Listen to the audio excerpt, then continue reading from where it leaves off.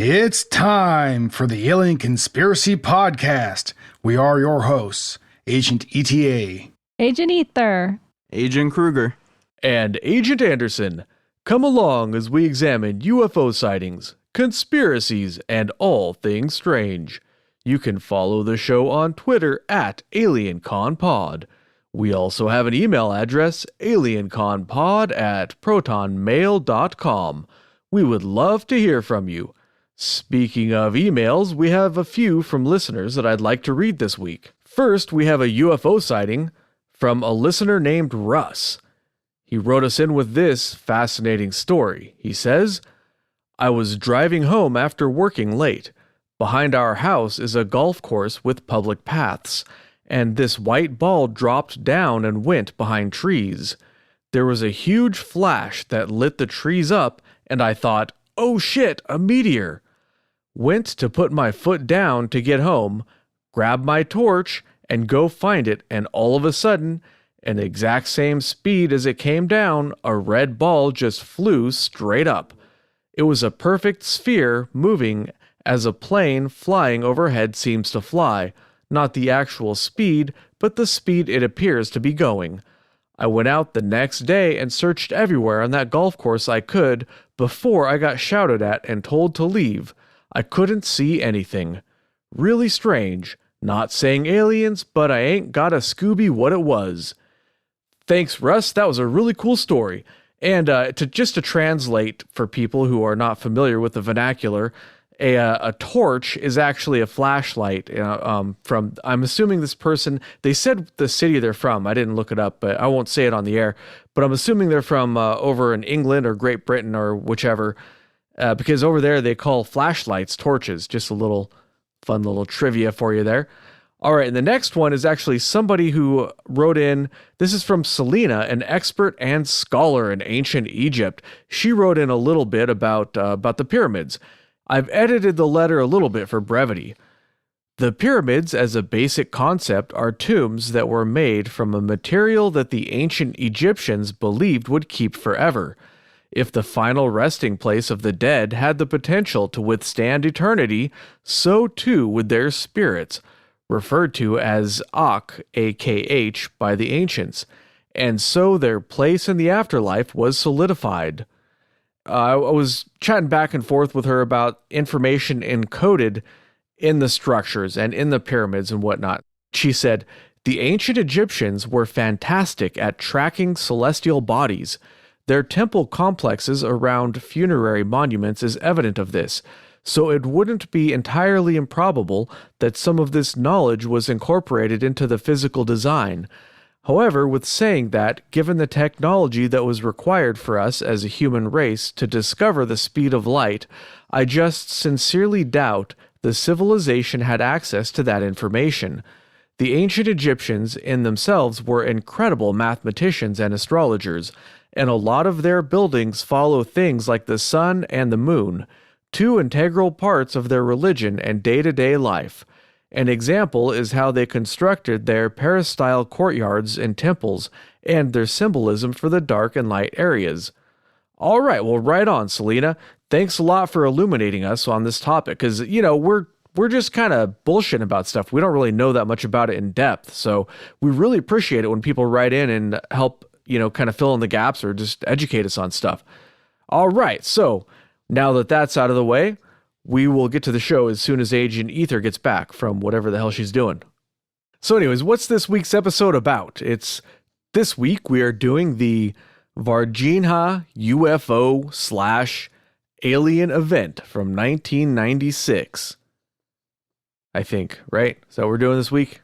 Yep. Yes. Well, that's what I took notes on. Guys. January 20th, 1996, Yeah. baby. I can't tell because I wrote all my notes in pencil, which was definitely a mistake this week. And this event, I think it's important to also say that this event didn't just happen like on January 20th. That was like the main date that some of the main events happened, but there was a lot of stuff before and after, particularly after some of the interesting stories that happened, that supposedly was linked to this encounter, this first main event.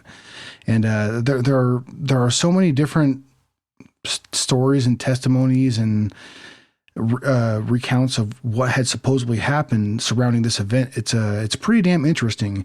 Now, I'll just say up front, there's not like really anything in the way of like hard evidence that you could really draw upon when you're talking about this event. But this event, it involves a lot of different entities, regular residents, military, doctors, and stuff like that. And it's a pretty damn interesting story. Like if you want to just be all in, I think our spirit animal on this show, if I can make a recommendation, would probably be Dan Aykroyd.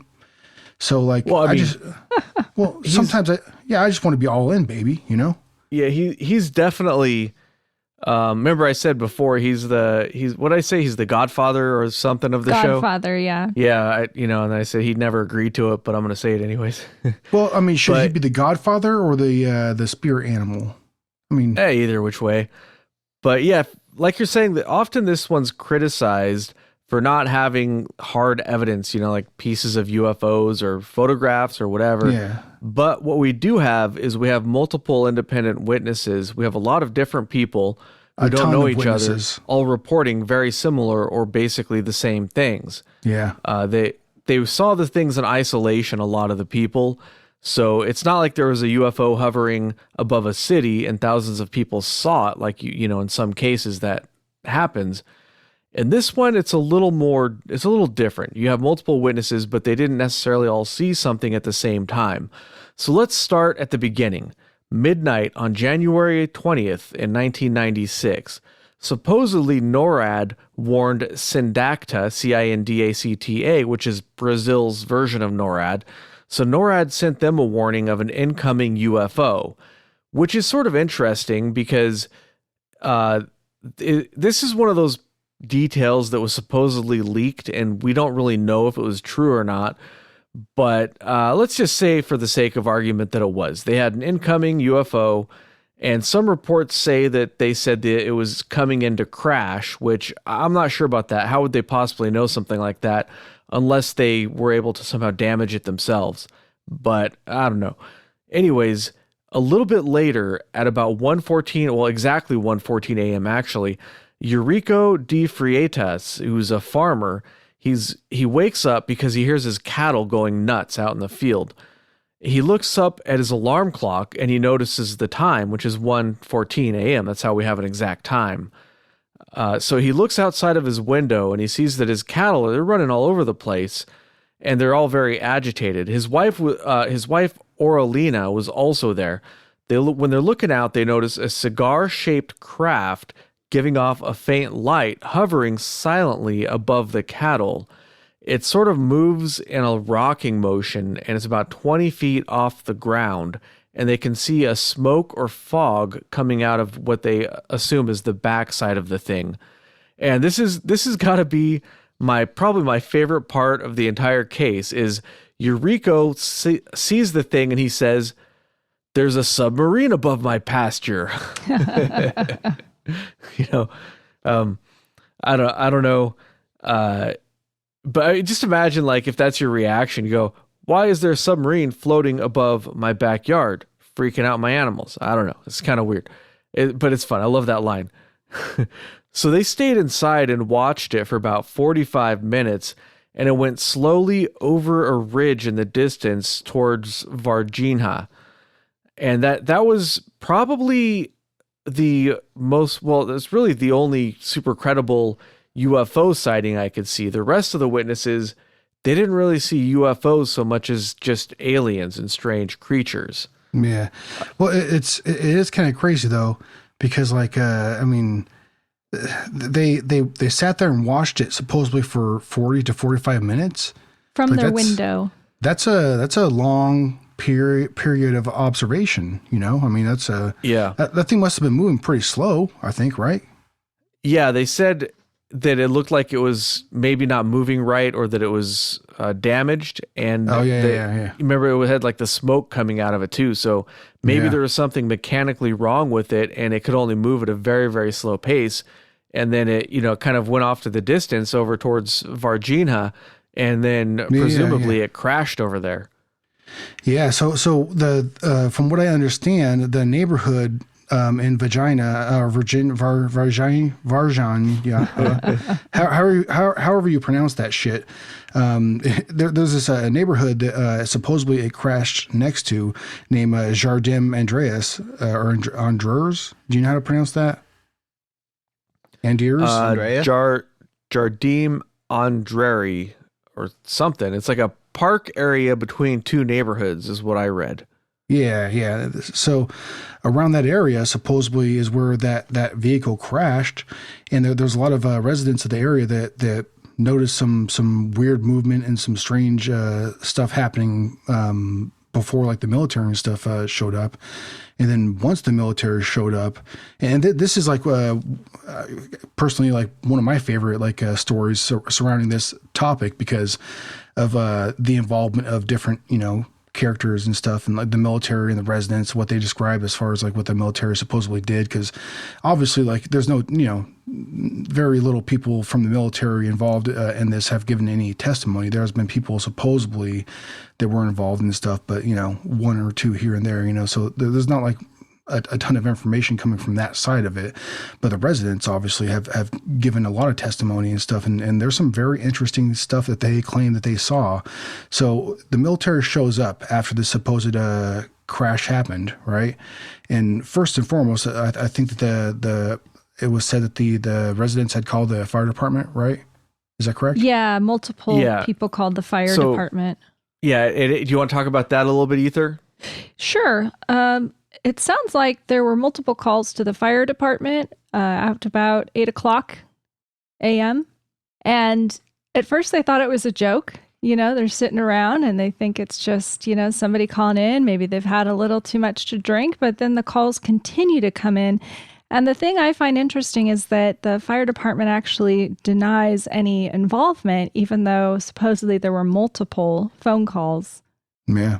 Well, and there's a lot of residents that describe them showing up. That's part of the testimony. Just a side note, I read that the fire department in Brazil is actually a branch of the military. It's not a separate civilian organization like it is in the United States. That's very interesting. I'm not sure how true that is. So if we have anybody who knows about this, maybe somebody from Brazil, you could maybe let us know. But that's what I read. All right. So then at 9 a.m., they're sent out to collect what they say is a wild animal. And this confuses me because this whole thing gets really secretive at this point. And why make it a secret if it's just some sort of creature like a wild animal that they're capturing? Yeah, so the fire department goes to the area described, and when they get there, they're sort of like, wait a minute, this is not like a weird creature, because I guess the fire department would also be responsible for capturing stray or berserk animals. Like if there was, a bear escaped from the zoo and was eating civilians, the fire department might handle that, I guess. They're like animal control too. Yeah, that's what I understand. Really different. So they go and they notice that, this is not like a wild animal. This is something else entirely. And they found a creature that appeared to be sort of, out of it or discombobulated or however you want to say it. But it had brown skin and red eyes, and there were 3 ridges on its head. It had long arms and short legs and big feet, and it made a buzzing sound when they captured it. So apparently they used like a net that they would use for like animal control stuff. They just kind of tossed a net over it to capture it. And also maybe when this happened, some kids were throwing rocks at it too when it was in the net, which is a detail I'm hoping is not true, because just imagine if you're an alien explorer and you get stranded on another planet and then you get captured in a net because you can't breathe the atmosphere, and then some kids are throwing rocks at you on top of all this bullshit you got to deal with. Come on. Well, hey, there's one thing you have to you have to consider one thing, right? This is Brazil. So that alien is super lucky that those kids weren't practicing like jiu-jitsu on him or something. You know what I mean? All right. So like it could have been worse. Could have been way worse for the alien. Yeah, they could have been armbarred. Yeah, dude. Well, yeah. Or leg locked or something. Yeah, that would suck. Hell yeah. Apparently, they took the creature, they put it in a box, and they covered the box with a white cloth of some kind to hide the creature. And then they took it off somewhere, maybe to a military facility or there's different hospital. reports. I read a report that was to a hospital. Yeah, So it's kind of confusing because there was on the 20th, there were supposedly 2 different aliens that were captured that day, and one of them was taken to a hospital, and the other one was, I think, was dead or died very quickly after it was discovered, and that one was probably taken straight to a military place or maybe a university to have an autopsy performed on it. I'm not really sure which is which, but earlier before this, I forgot to mention there was another witness who was supposedly a United States citizen who claims to have seen the cigar-shaped object loaded onto a flatbed truck and carted off. But that one, I don't find that one real credible because that's the only witness who saw that.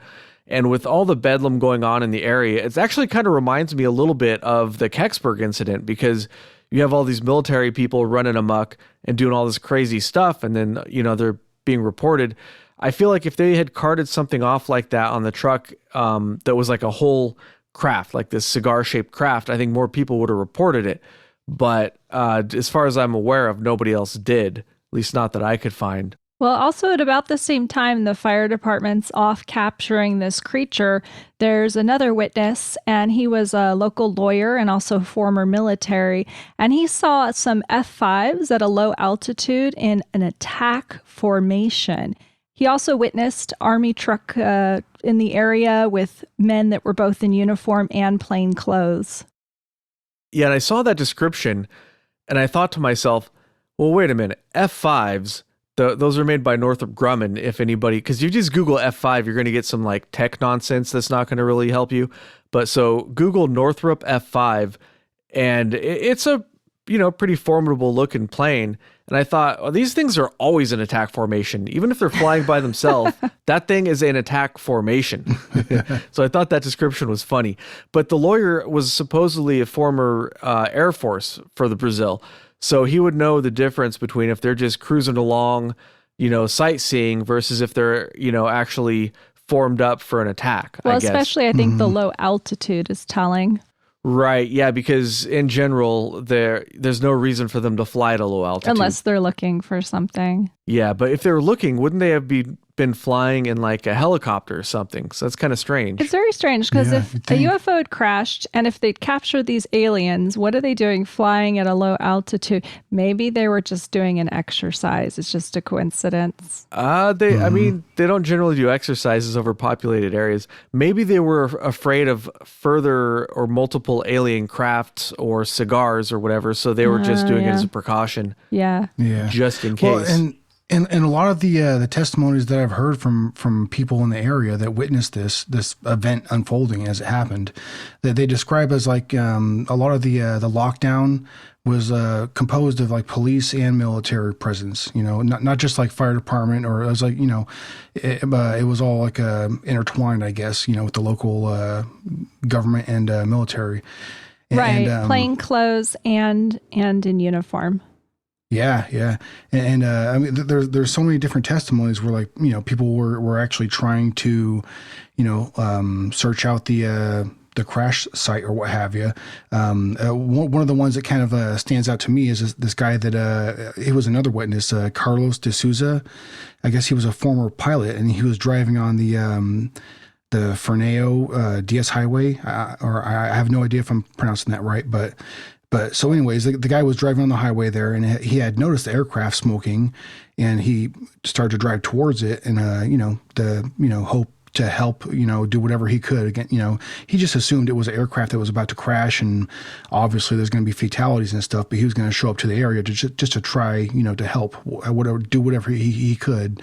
And so when the guy showed up at in the area, he thought, that where the wreckage was, he immediately noticed, a very large presence, well, from what he said, a very large presence of police and military force.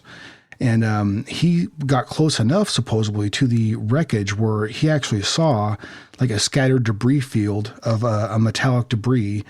And he said that he didn't see any like bodies or like any victims or anything like that. He didn't see them cart off anything. But as soon as he got close to the area, he was noticed. And they told him, get the hell out of here, and don't say anything about what you saw. And, the guy was, scared enough to where he just immediately took off and followed orders. You know what I mean? But I mean, that's just a quick little story about one of the witnesses. But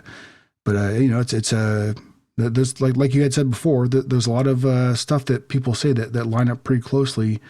And from what I read too, there was some witness intimidation. It wasn't just that particular person. I was just about to say that. I mean, the government doesn't mess around there. They do not. Yeah. They do not ask questions. Before they shoot. Well, they can't afford to take that chance. No, I mean, with all the favelas and all this stuff. I mean, most of the kids that luckily, that the extraterrestrial visitor was getting pelted by rocks, because nowadays, unfortunately, as day and times, as we see reported out of there, a lot of those kids at those age now pack a Glock instead of a little pebble.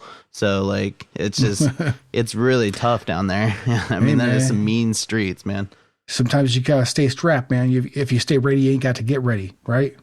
Right, yeah. I have a friend who actually went and visited down there. She lived there about 15 years ago for quite a period of time. And she said it's really a lot different now than it was when she was living there. She said as a woman, she would not want to repeat that experience. Really? That's unfortunate. Yeah. It's such a beautiful city, though, or country. It's definitely has a lot to offer. But hell yeah. Their government really, really lets them down.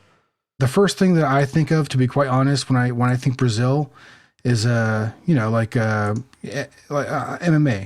or Brazilian jiu-jitsu. You know what I mean? Fabricio, or the class Fabricio of football Verdum. that they can play with Neymar. I just saw Fabricio Verdum fight earlier when I was taking my notes. I had it on. It was Oh gosh, Mark Hunt. Okay, yeah. That was a good fight. Well, dude, Brazil has produced some of the most epic fighters in the history of MMA. I mean, whether you want, Vitor Belfort, Lyoto Machida, Junior Dos Santos, there's so many freaking impressive competitors that have came out of that country. It's awe-inspiring, the level of talent that they has been achieved. You know what I mean? I love it. Junior Dos Santos has my favorite. Like when the fight's about to start and he points with his finger. I'm like, oh shit. Yeah, it's Anderson Silva. I'm sorry. I didn't mention him before. Good Lord, I'm sorry. Well, shit, dude. There's just so many damn people to mention. Just you could get lost in. It is just a little ridiculous how many talented MMA champions and competitors have come from Brazil. Actually, it's a little ridiculous. Toughens Speaking them up, of Anderson Silva, he got some sort of karma come around for Chris Weidman's. Did you guys see the results of last weekend's? Oh, I almost wish I hadn't. That was just a little too weird to be a coincidence. Chris Weidman, man, I feel sorry for him, dude. It's only happened to two guys in the UFC, right? Correct. Yeah. Just those two guys. It's so bizarre. And they did it to each other too. That's the best. It's what?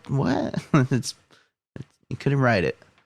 All right. Well, let's get back to the Varginha case. Where were we? I like the way you said that. Now let's get back to the Varginha. Trying to be extra careful there. I tried to think of a good segue. I had nothing. So I'm like, all right, well, let's just get back to it then. All right. The next thing I have, the military withdrew from the area by 11 a.m. in the morning. And then a little bit later on at about 3:30 p.m., three girls, this is probably the best known anecdote in the United States because it was actually carried in a Wall Street Journal article. Yeah, so this is by far the most famous testimony, right? Yeah. There were three girls, two of them were sisters, walking home from work, and they saw a strange creature in a field close to where they live. Their names were Lillian Valkyria, Valquria, Valkyria. I apologize for my horrible pronunciation of these names, by the way. I'm sorry, people. I'm not good at it. and Katia, Katia. They were walking and they were surprised to see this creature in the field. They were walking through the field. They didn't see it from a distance. And they saw it squatting with its arms between its legs, and it looked as if it was hurt and in pain. It was just sort of chilling, and they looked at it for a little bit until it turned its head toward them. And then they ran away and screamed and went home, and they told their mother that they had seen the devil. And like any good mom would do, she said, you guys are crazy. But she went out to investigate the area because the children or young girls, they were clearly frightened about something, and any parent's going to be concerned, so they're going to go take a look to see what's going on. And maybe some weirdo is scaring kids in the Halloween costume or who knows what, right? So she went out there. She did. Yeah, dude. She did. Yeah, go ahead, ETA. Well, I mean, I'm sorry. God damn it. I just fucked up a microphone stand. I think that's actually some serious damage. It'll be okay right now. So anyways, no,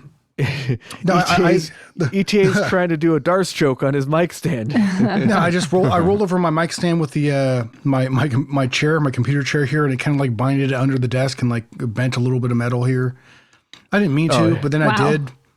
But anyways, no, but like the first thing I thought, like when I heard this description, which is like I imagine like like in a deep dark alley, like in New York or Chicago, somewhere like in a the concrete jungle, some unfortunate young soul coming across some degenerate, decrepit son of a bitch that's just like furiously masturbating in a corner in some dark alley somewhere. God. Like that's what I assumed. That's probably what it was. You know what I mean? Because all right. So part of the story is also the route that they were taking wasn't the normal route that they usually would take, right? From A to B, whatever they're going, right? And so it was just a shortcut. Well, it was uninhabited, like a rundown part of the area. So a lot of the buildings were run down and just like falling apart and stuff, right? So there wasn't a lot of people. They actually found it in an empty field, but whichever. We'll go with rundown buildings. Well, but it was outside of the area, though. It was part of that area. It was a field outside the area. Oh, right. But at any rate, I don't know. Maybe I don't know. I might need a psychiatrist. Maybe I don't know. But like that was like I was like, well, they probably just saw some fucking freak. That was like, oh boy, young girls, like, and like it's probably just more so like, you should probably find some kind of a freak that should be ousted out of the area or imprisoned. So, didn't they have a very specific description? They did actually. And they said it smelled really bad, right? They said there was a stench associated with it. Hey, man. Well, the mom actually when she went out there, she found the smell. It smelled like ammonia, Yeah, but bleach? she didn't see the bleach creature. or ammonia? What was that, ETA? Was it bleach or ammonia? Ammonia. Okay. Ammonia. Two very distinct smells. Yeah, you're right. So they described the creature they described as pretty much the same thing that other witnesses had described. They said it had dark brown skin. It was 4 to 5 feet tall. It didn't have any hair. It had a big head and a small neck. Its skin looked oily or greasy. It had 2 big red eyes with no pupils and a small mouth and a nose. And they described a lot of the people who saw it said they described 3 protuberances or ridges on their head, and the girls called these horns, but other witnesses just said that they were bumps or something like that on the top of their heads. If you Google this case, you'll see like drawings of what the people described it as, but it just looks like ridges going from the front of their head to the back of the head. Just 3 of them is basically what they described. And one of the girls, Katya, said, it was not animal or human. It was a horrible thing. And I imagine if you're a kid and you saw something like this, I would probably be very disturbed myself. But hey, on the other hand, man, it's just, it's an alien who just got lost from their ship and they're just looking for help. So, don't go throwing rocks at it or whatever. This is why humans never get invited to the galactic tea parties. All right. This is why we can't have nice things. Yeah. No disclosure. People are always throwing rocks at aliens and stuff. Well, one of the common threads throughout all of these different testimonies and descriptions of what had happened was that a lot of the people that saw like a creature on land, said that the creature looked injured or having a hard time in some way, shape, or form. Right. Did I talk earlier about Carlos de Souza? That was a pilot. My bad. Not Carlos de Souza. You remember the story? Have you seen the story about the? Marco. I think his name was like Marco Eli. Let me look at my notes here real quick. Yeah, Marco Eli Cherez. He was a cop, and he was had a partner with him, and they had came across a strange, what they thought was at the time an animal on the road, and they actually had picked it up and put it in the back of their car, and tried to bring it to like a couple different like clinics or hospitals to get it worked on, because they thought they had hit it with their car, but at any rate they knew it was having a hard time, and it looked like it was dying. Well, after the fact, they think that this was one of the aliens. Have you guys heard of this the story? This was in Brazil? Yeah. This was the guy, Marco Eli Chiriz. He's the one that died, right? Yes. I did read about him. Okay. It's a weird story. So I guess before you get into that, let me finish up real quick with the three girls, because there's just one more part of their story. Sometime after their encounter, they had four men who were basically Men in Black types came to their house at 10 o'clock at night and asked them to basically not talk about it, and said, we'll pay you money if you guys don't talk about this. And I guess it never really happened. They didn't agree to it, or they didn't get money or whatever, because they talked about it. But it's sort of a strange detail that you see this very common patterns of this Men in Black type characters who are trying to silence witnesses one way or another. Usually it's through intimidation. This time it was by paying them off, which, if you had to choose, I would probably prefer to be paid off myself rather than intimidated, but either which way.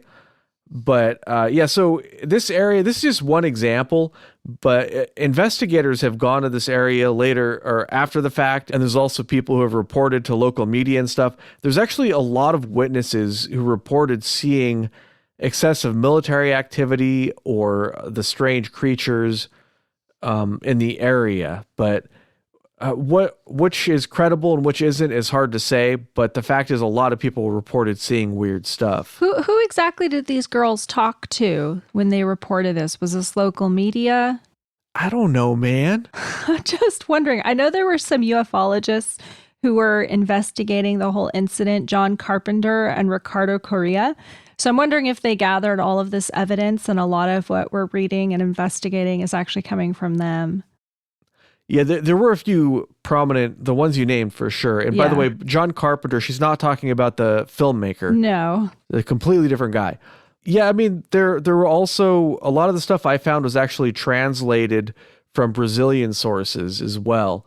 So there's a lot of corroborating sources. It's not just from one or two ufologists who went after the fact to go gather information. I finished the basic description of what the three girls saw. If you'd like to continue with your story, ETA. Which story was I talking about now here? You're talking about the policeman that died. Oh, yes, that policeman that died. Yeah, Marco. Chiriz. Marco Elia Chiriz. So this individual, he picked up the alien supposedly after the fact. In the moment they thought it was an injured animal, so he picked it up bare hands and no protection or nothing like that.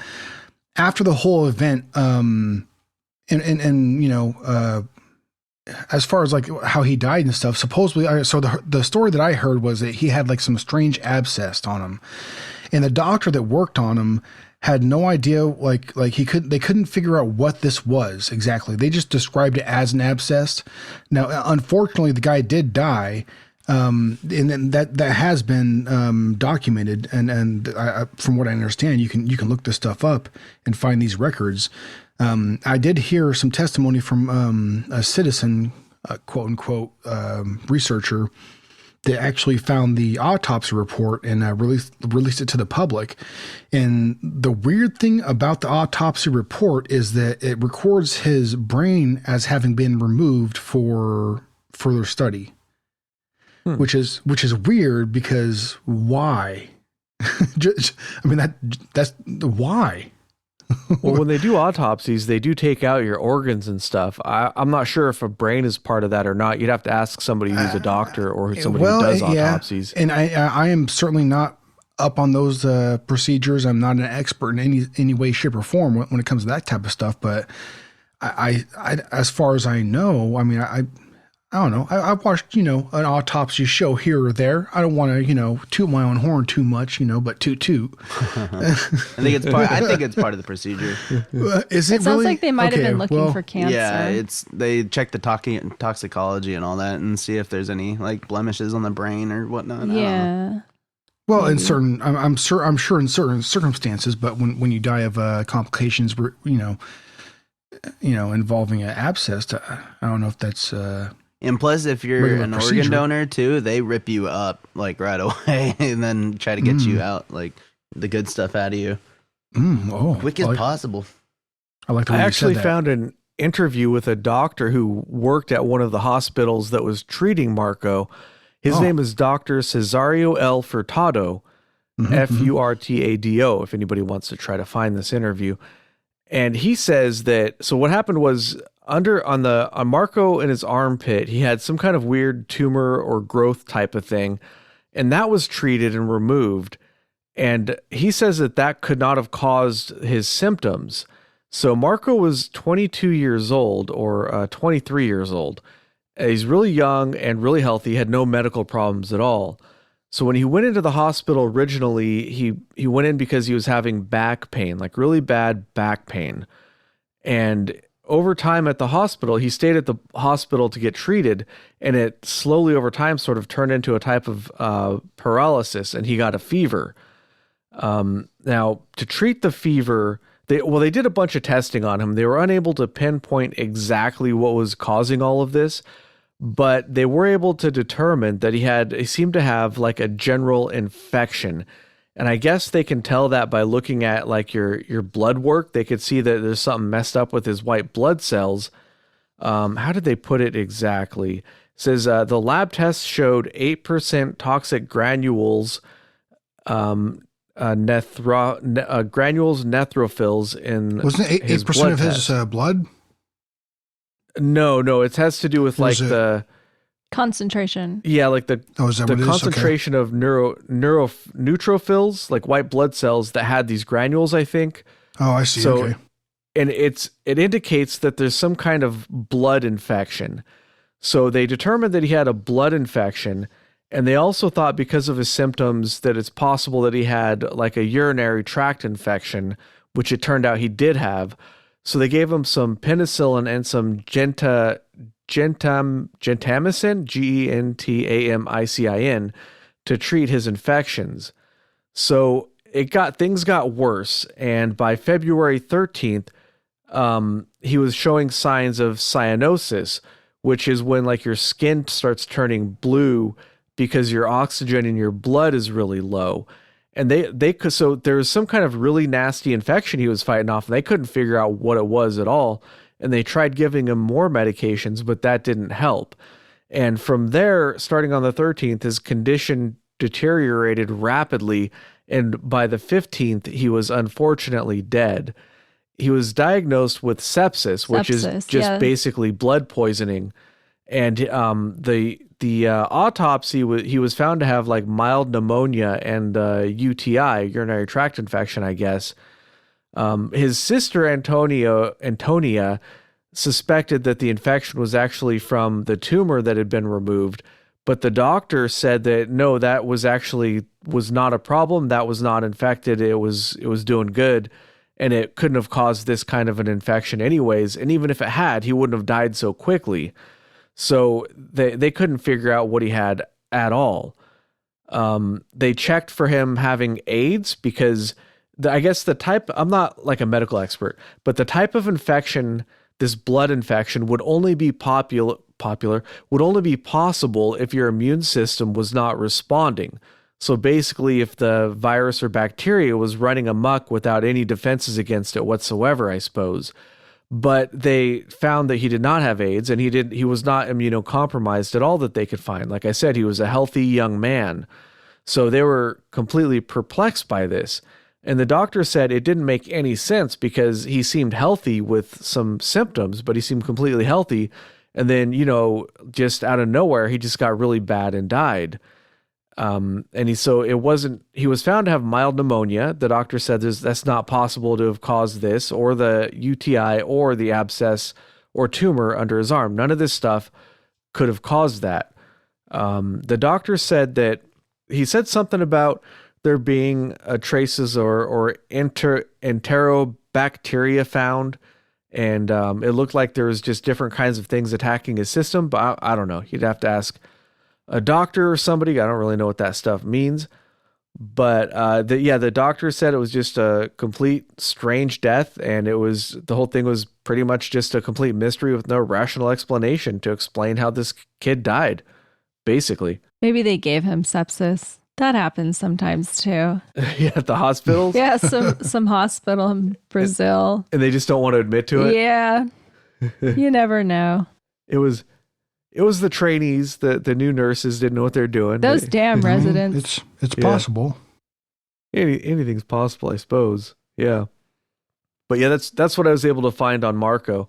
And it's a mysterious death. And of course, the obvious speculation is that he was exposed to one of these creatures, and one of the creatures exposed him to some sort of, bizarre bacteria or something that his system was unable to fight off. But I mean, that's complete speculation. We have absolutely no proof whatsoever that was the case. But his family and other witnesses did say that when he was in the hospital, they were not allowed to visit him at all, and the doctors would not even tell him or tell them what his condition was or what treatments were being given to him. They were just completely, basically shut out, which is kind of a strange detail. Usually when somebody's in the hospital, the family's allowed to visit, and the family's allowed to know what the treatments and diagnoses are. Or diagnoses? I don't know, whichever. But maybe things are done differently in Brazil, but I would be surprised if they were done that differently. I don't know. Moving on this case, one of the creatures was supposedly caught that night on the 20th, and some people think it might have been the same creature that the girls saw, because the first creature was, I guess they think that one was captured right away by the search parties who went into the woods. Witnesses reported up to like 6 different creatures, but it's possible that was just 2 creatures or 3 creatures being seen by multiple people. Their witnesses did report seeing the creature that was taken to the hospital, and here we have one of my favorite explanations. So I guess in 2010, the Brazilian military came out and addressed this case again, and they said some pretty strange things. So they said that the people who saw the alien at the hospital or the creature, they didn't actually see a creature. What they saw was they saw an expectant couple with dwarfism, so little people. I knew it. Which I thought that was the strangest thing ever. Like, I've seen, it's one of the most ridiculous explanations I've ever heard. Yeah. I've seen people with dwarfism. I'm not sure if that's a politically correct way to say it, so I apologize if it's not. But, I've seen these people out and about at the grocery store, going about their business, maybe having a nice day at the beach, whatever. You see them from time to time. And not once have I seen them and thought to myself, oh my God, it's an alien. Like, it's so stupid. Why would they even say that? It's like an it's almost like, yeah, it's pretty ridiculous. I don't get it either. I had an aunt who is very short in stature. She could not have been an inch over, 4 feet 8 inches. She was tiny, and trust me, she looked completely human. I don't care if you covered her in mud, she still looked human. Yeah, it's almost like they're trying to draw attention to the case by coming up with an explanation that is just completely absurd. I don't know why they would say that. Tourism, maybe. I read there's a lot of tourism, of course, and Virginia now because of the incident. Did you just say Vagina Town? I did not, but you did. I sure did. It sounds like a fun place to visit. Well, it's all right. So I won't go into the magical place that is Vagina Town, but the one positive that has been, I guess you could draw from the situation for the surrounding area is that tourism really has increased in the area, where as before, like it really wasn't much of a thing in the area, So they have been able to make some money off of this, some of the local residents, and it seems to be kind of weird because, well, not weird at all, actually, to be expected, because some of the local residents support it. Some of them even make money off of it, right? They profit from it. But the other half is like, just tired of it, and like they just don't even want to talk about it. Like they're over it. You know what I mean? Like it's probably the big part of the population that are like just non-believers. They're not going to really, they don't want to give too much effort into even thinking about this type of stuff because they don't consider it to be reality to begin with. You know what I mean? Tell me you don't want to go. You don't want to go UFO hopping and oh hell yeah! Why the hell go not? to all the places where there's absolutely like the Shag Harbor Museum. I'd love to go there. Oh, dude, there are plenty of spots that are on my bucket list.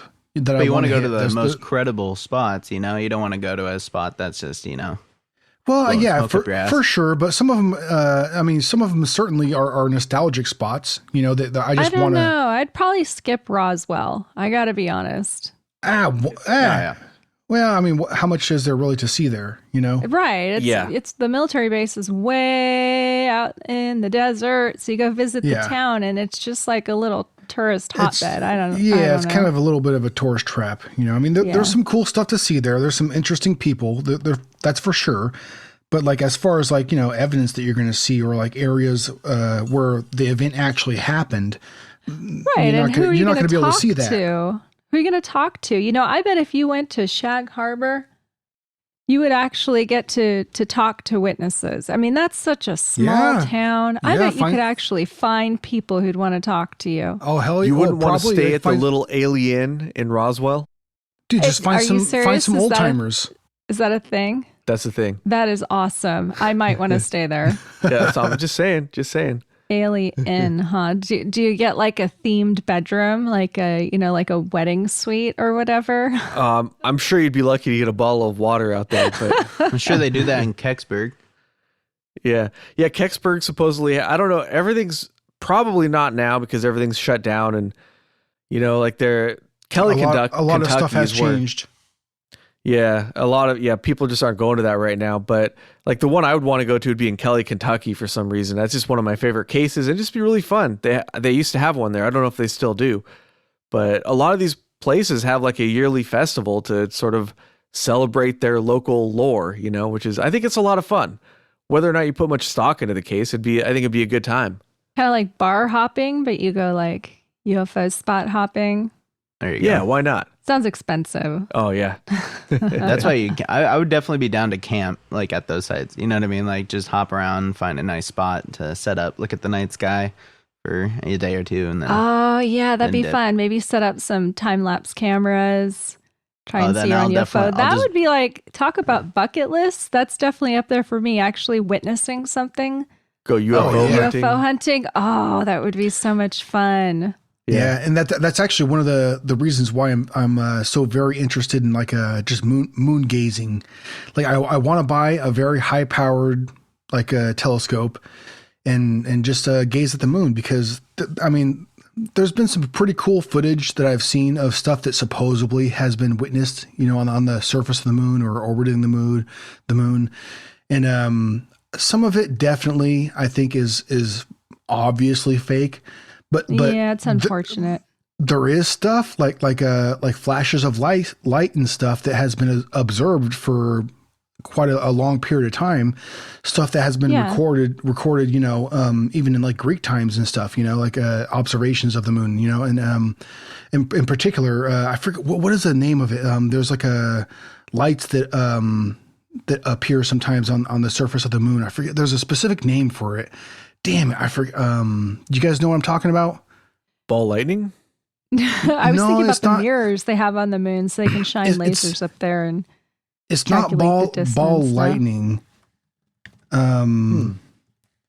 I forget what it's called. But it's something that has been observed for many of millennia, Lunar refraction. That sounds very familiar. Someone look it up.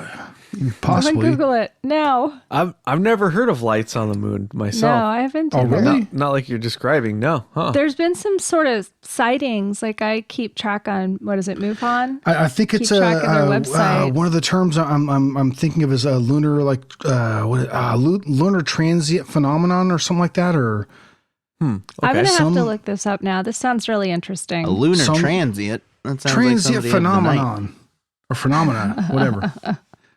You're not Sounds like the talking people about under the bridge. You're not talking about the explanation for Varginha, which was actually a transient who was crazy and covered in mud, and they called him Madinho.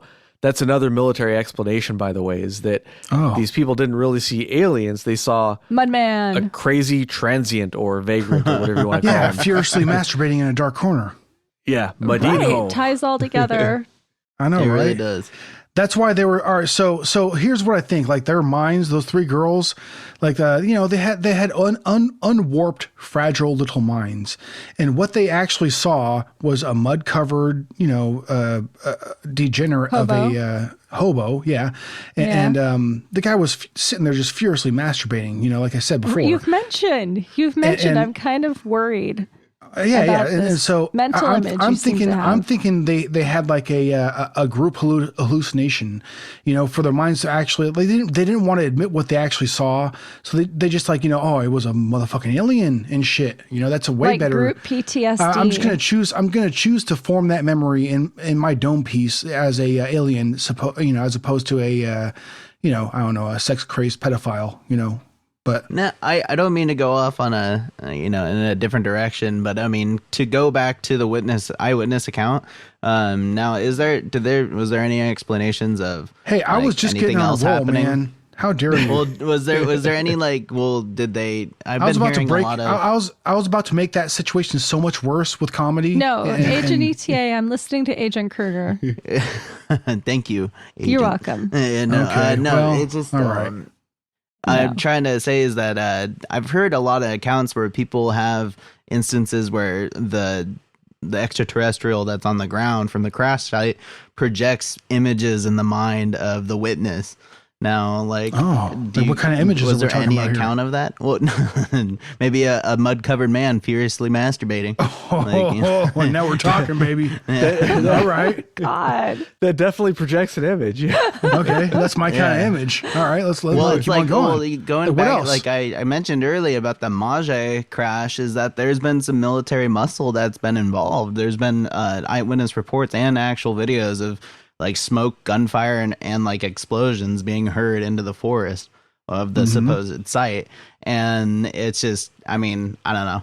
Like, what if? Well, that was one of the descriptions of one of the testimonies of what had happened was once the military had shown up in that one neighborhood we talked about earlier, they heard a couple gunshots, and then shortly after the military came back out of the woods in the area, and they were carrying two different bags, large bags with supposedly human shaped, or bipedal shaped, creatures within the bags, and according to one of the testimonies, one of the bags was still moving, even there was some type of a being struggling within the bag. But those bags were loaded onto those military vehicles and hastily carted away. I think Yeah. they were just being good citizens and collecting trash. We forgot to talk about that one actually. That was an important one. Did we mention the actual description of the alien, like the height and everything? We did touch base Yeah. on like the had the looks. Yeah. I didn't find anything for the current crash or the one that happened at least like 10 months ago. But it's just still a lot of people are making comparisons to the 96 event and now as a repeating instance. Could you talk a little bit about that, Agent Kruger? Because I think when you started mentioning it at the beginning, but I think that it was a little disorganized because we were sort of getting set up still. So No, yeah. I'll No probably worries. I edit was that just out. So looking why don't you talk yeah. about that stuff again? I'll keep it in.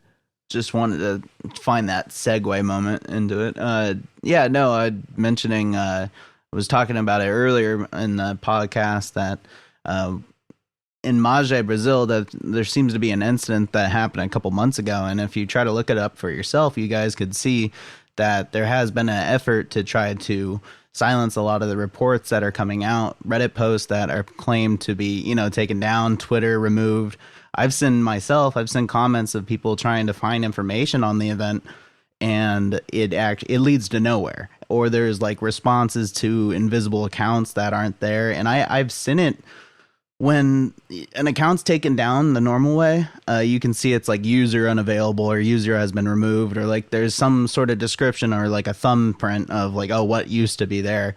But a lot of these responses are just completely removed. You cannot see the username, or, I mean, there is no username, but you can't even see that it was removed officially.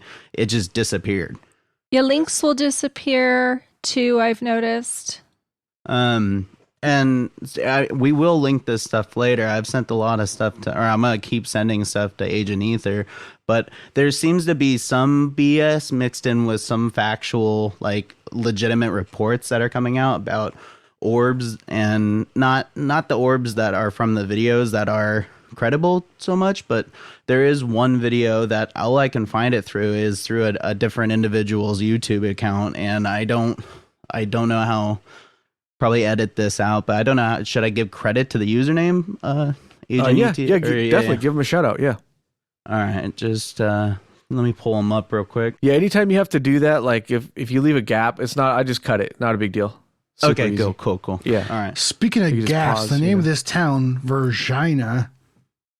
Jesus Christ. Oh my God. My God, man. You're talking about vagina gaps? That's a bit much. I might edit that out. I think you should. We do have some female listeners. I couldn't help myself. I saw Saudi. He sounds like a rich fat cat on Wall Street. My friend doesn't he? told me she was glad she was listening with headphones the other day when her children were in the room. Oh, So I marked it as explicit. I mean, come on. What more I do you warned want? her too. I warned her, especially about Agent ETA. I would like to say specifically. Like, that's what you have to watch out for. pretty He's the much. troublemaker. Yes.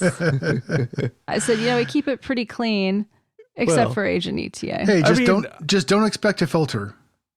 Like I have a little bit of a filter. I am somewhat self-aware, but not fully. And that's why we loved you. I crack some inappropriate jokes myself sometimes. I think we all do, except for Agent Ether. I do not. I'm a stick in the mud. Yeah. I partake. Going back to my what I was trying to say, this YouTuber, Officer UFO 1, he only has a couple thousand subscribers, actually just 1.5K to be exact. So he's not widely known, but it would be nice to go over and check his video out. He has one of the Varginha Brazil. This is his part 2 video, but it's titled Varginha Brazil 2 UFOs shot down by military and 2 ETs flee into the forest, featuring Dave's Balthazar 2. So if that helps you narrow the search down, if you want to see this yourself, go ahead. And the timestamp that I would suggest starting from is 2032 to about 2230.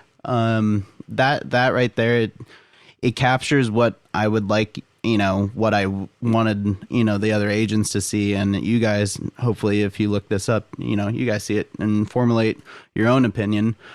But it does appear to be like balls of fire, balls of light that rain from the sky in a certain manner that it's it looks unidentified. And a lot of people are taking witness, and you can see through the video, officers and other officials that are just stopped on the side of the road. And the gentleman that's taking the video is driving, and there's constant like back and forth looks. So it's hard to like every video that has some sort of credibility, you just wish, why do they move so much? And unfortunately, People are there is definitely some reacting movement. in that video. That's for damn sure. But that's what I like to think too, is that it's just a legit video. This guy is amateur as can get, because he wasn't expecting this, so he's trying his best to get everything in focus. If that, I will say, and I know the exact video you're talking about because we just watched it not too long ago together. But if that is a real video, holy mother of God, that is an impressive show of whatever kind of force, or I mean, if that is aliens or whoever it is, if it is a government entity with a high level technology that we just don't know about. They were making a statement, like they were showing their sophistication or their ability. I don't know what they're trying to show, but that was an obvious show that was put on, because it was so obvious. I mean, everybody could see it. It was so, in plain observation, And it's happening more, and not just in this case, but in other cases. I mean, there is that naval video that's still being, reviewed by that task force, and I'm not sure if they determined if it was legit or not. But it was that flying triangle. Do you guys remember? It was being captured by one of our armed forces or naval ships, and it was a floating triangle that, that's been big. That's been everywhere, all over social media. And you mean the Batman balloon? No. So that's where I go back, reeling back to this, is that there's a lot of the phenomenon that is just happening in the sky right now, and then it's just ramping up. And anyway, so the balls of light that rained down seemed to go over Rio de Janeiro. Jesus God. Rio de Janeiro. Rio de Janeiro. Rio de Janeiro. God, why am I having such a hard time? Rio de Janeiro. Rio de Janeiro. God, now you're fucking me up, dude. Rio de Janeiro. Rio de Janeiro. Sad. Right? You should be God cut. damn it. Am I now? I'm not even sure if I'm saying it right. No, I'm saying it right now. Rio de Janeiro. There Sorry. you go. I needed to warp the tongue around it. There's even a song called Rio de Janeiro. Rio de Janeiro. One of my favorite live Janeiro. albums by Iron Maiden was in Rio, live in Rio. Okay. I'm not sure if I've heard that one. You should sing it for us, Agent ETA. The entire album. Yeah. The entire album. Yeah. Oh, okay. Here. I'll start off with maybe like Run Towards the Hills, right? That's a good song. Yeah. Actually, you can't, because we'll get copyright. Oh, yeah, killed. that's right. Yeah. Run for your life. Probably even for just singing it, you probably get copyright strikes or whatever it Run is. to the hills, bitch. So, All right. going back to the case now, and balls of light being seen over Rio de Janeiro and other parts of Brazil by eyewitness accounts and videos.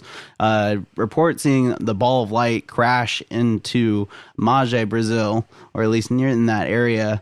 And if you wanted to Google image it, you could look it up yourself. And again, there seems to... First, I think anybody who wants to be entertained in any way, shape, or form, just Google videos of Carnival in Rio de Janeiro. There's some great videos of Carnival. You're just talking about the big butts. Oh, well, not just the big butts. So they're not just big butts. There's a proportion going on here, that's only achieved in Brazil in some cases. I mean, it's I don't know if you've ever seen Brazilian women, but oh yeah, good Lord, they care about their look. Yeah, good they care Lord, about that big butt. Yeah. Now, you could Carnival's definitely go on my look bucket list too, by the way. Right. All right, I'll shut up now. No, you're good. Don't worry. All right, I won't. Hey, so anyway, Carnival, dude. I mean, there's all sorts of different videos you can look up on YouTube and stuff about Carnival. All right, no, I will shut up now. All right, we've gone too far. That might be a little we've too gone far too far afield. off a topic. Yeah. So what is the this balls of episode light about that, again? Edit. All right, Agent Kruger, you were telling us about something, right? Yes, furiously masturbating mudmen. Now, going Nice, back dude. to my, Are they covered in mud? I have a source. No, all right, no, going back to it, but yeah, no, the viewers, or listeners, you can go and check this up to yourself if you want to go, see a lot of this information that I've seen, or at least the videos that I've seen, and you just formulate your own opinion. But supposedly there was a crash a couple months ago in Magé, Brazil, and that there was little, again, extraterrestrials that fled that ship, and that, sought, some sort to just flee into the forest.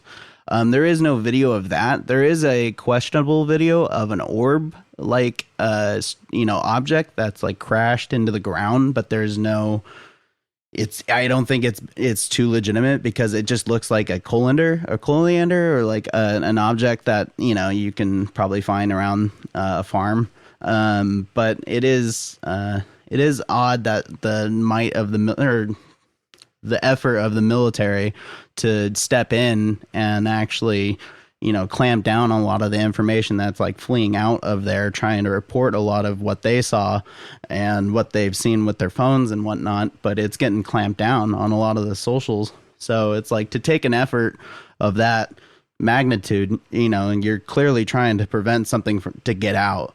And just like, the 96 event, that there was visitors, and instead of, cooperation or some sort of communication to establish with them first, we just tried to shoot them. And it looks like we did the same thing. Yeah.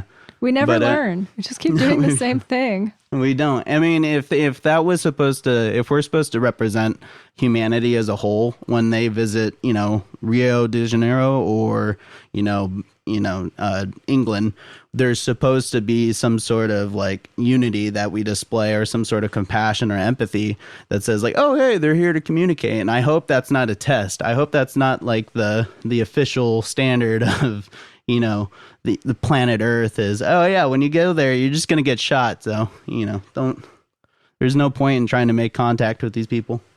Some of the witness accounts where they said that they were taken to hospitals and as if they were trying to save the creatures. But if these creatures were something not of this earth, and we don't know what their anatomy is or anything like that, we don't have any chance of helping them, really. No matter what we do, we're probably just going to make it worse. Yeah. But there were other witness statements that people who reacted badly, like the gunshots, or the one that supposedly got shot in the chest 3 times, so right. It's a mixed bag. If you're coming here, you might get shot in the chest 3 times, or you might be helped. It just depends on who you meet, I guess. Now, with our modern day technology, we could, possibly somebody that's living in this area with this latest event that happened in Brazil should be able to fly like, their own drone over, which actually there was attempts. Somebody tried to fly their own drone over and try to investigate the area, but the military shot it out of the sky. Don't do that. There's actual shooters that are on the ground that are specifically stationed there to shoot things out of the sky.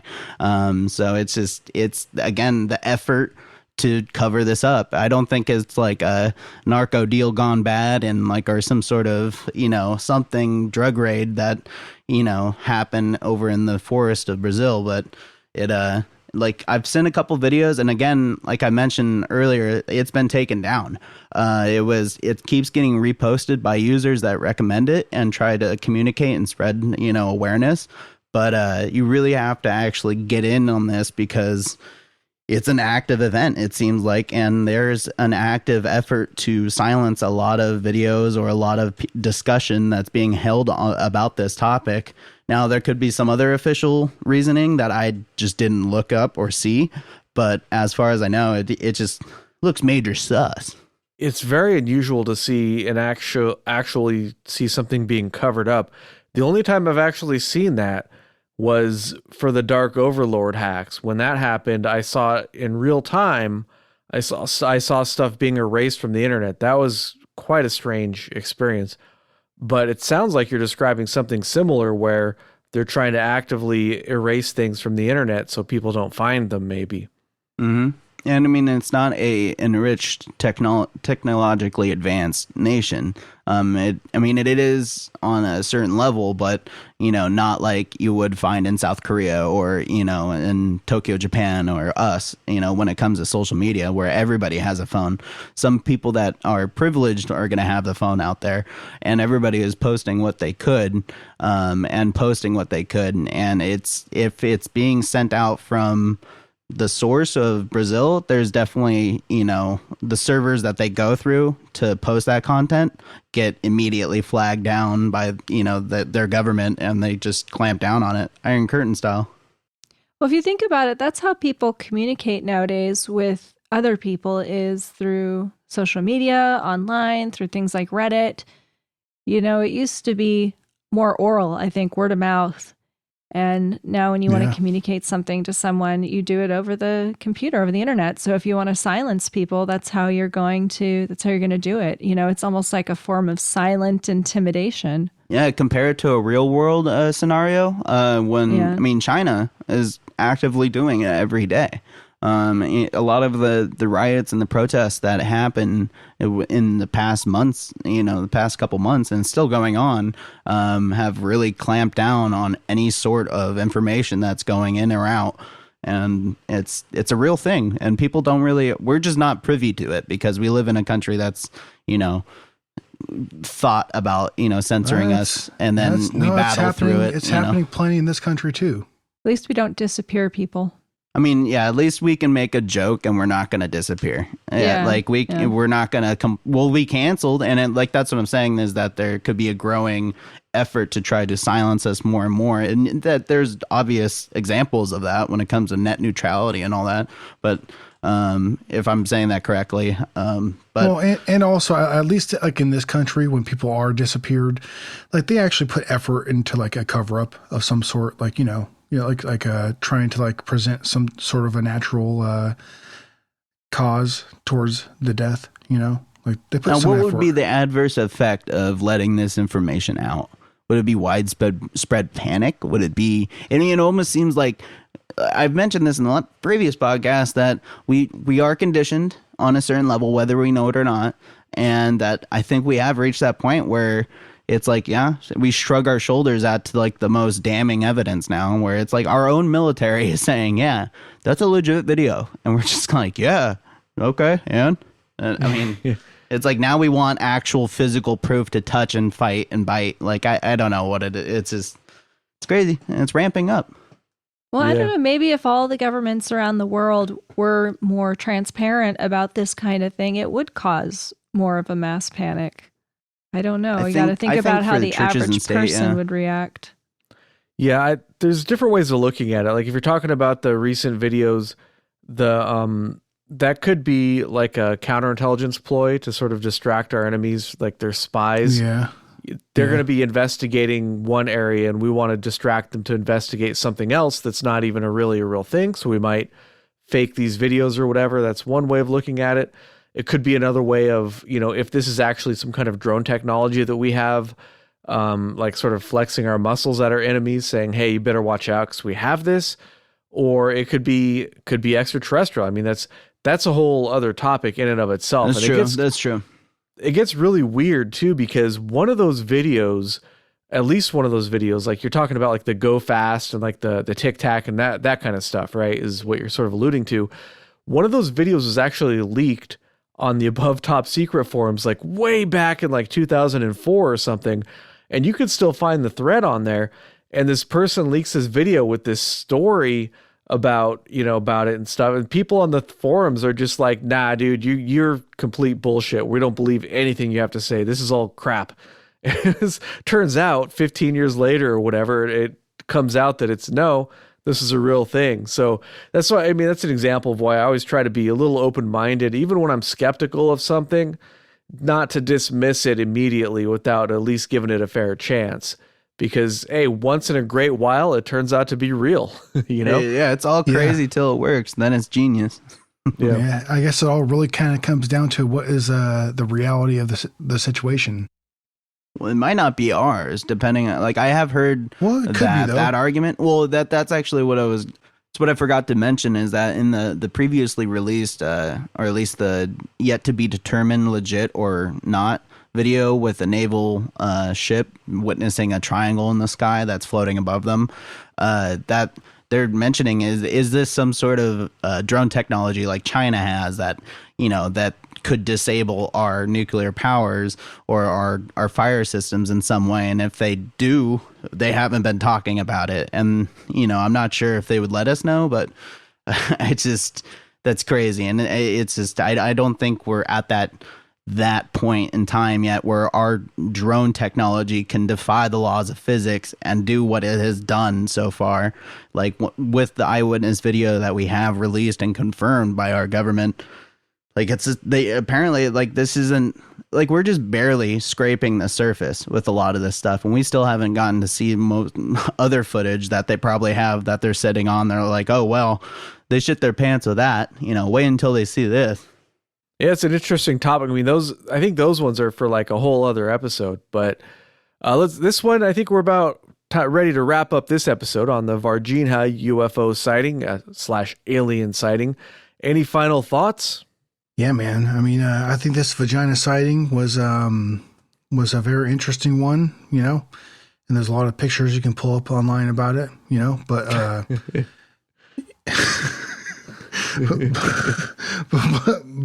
know, Well, it's basically that's what the internet was invented for, right? I mean, yeah, I endorse this vagina. I even think, sorry, Agent Ether, but I think I even sent you that. I was like trying to spell Virginia like by myself, and I think I sent you Virginia, and I was like, It's very offensive, you know? No, my final thoughts are I remain a skeptic. I was not, you know, I didn't take this case too seriously. So much of the witness accounts, you know, I feel like they can't be actually collaborated, especially like a lot of the military accounts, you know, there's eyewitnesses, but they're anonymous, and I'm never too excited about those kind of cases. And I wish there were more UFO sightings in this case, more than the whole Roswell alien body type of witnessing. yeah, part of the problem with this case is that a lot of the eyewitness testimony is actually in a different language that none of us speak. So I was able to find some translations and whatnot, but there's not really a whole lot available on this case, unfortunately. But what there is available is we do have, like I said earlier, there's multiple witnesses, and there's too much going on for me to believe that it was all just made up or it was all just nothing. I'm convinced, at the very least, that something strange happened. And what that is, I'm not necessarily convinced that these were alien creatures, but something really, really weird happened at the very least. And I think that if you're willing to take some of these witness testimonies at face value, I think it's absolutely possible that an extraterrestrial craft was crashed down in Brazil, and the creatures were, you know, maybe they were injured in the crash. Maybe whatever their propulsion system is, some form of radiation or something, made them Something sick. happened. Something definitely happened. I don't Maybe know our what, atmosphere is not compatible, so they can't breathe it, and that's why they looked sick. Who knows? But even if you don't believe that there were strange creatures sighted, even if you don't believe most of it, at the very least, something weird happened. I'm convinced of that much, at least. definitely enough to send out government entities. You know, that Yeah. No, nobody just wants to rush up and waste government money. I mean, well, maybe, you know, take that back. Maybe there's a lot. Take that back. The simplest way of putting it is that they're not going to be there for no reason, right? Exactly. Right. Yeah. All right. I guess that about wraps it up for this week's episode. Thanks for listening. You can follow the show on Twitter at AlienConPod. We also have an email address, alienconpod@protonmail.com. We would love to hear from you. And don't forget to check out our Facebook group /page, AlienConPod.